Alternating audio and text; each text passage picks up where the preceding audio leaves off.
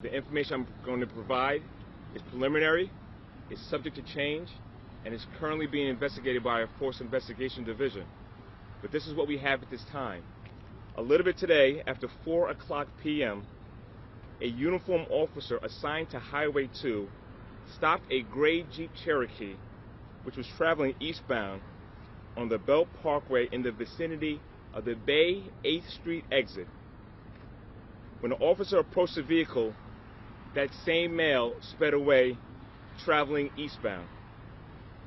The officer followed the car and positioned her unmarked car in front of his vehicle.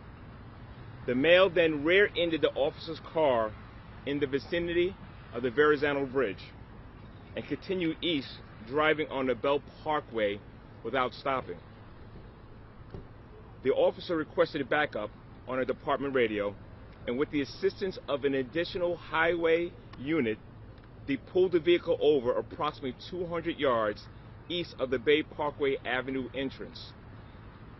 Once the vehicle was stopped, the driver, a 65-year-old male who was the sole occupant of the vehicle, exited the Jeep and advanced towards the officers with a gun.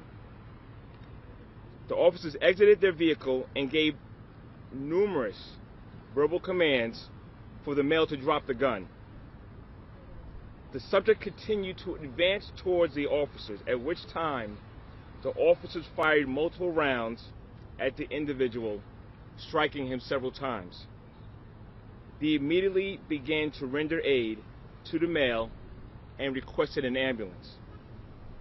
EMS transported the male to a nearby hospital where he was pronounced deceased. The officers were also transported to a local hospital for an evaluation.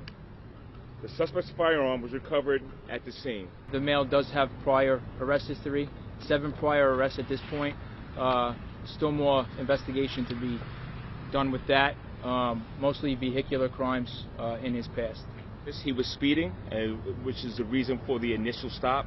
Regarding why he would not stop, we don't have the answers to that question. It's a dangerous situation, but this is what we do in the New York City Police Department. We protect people, but those that choose to carry guns, we hold them accountable. Unfortunately, there happened to be a negative ending, but we did what we had to do to stop the threat.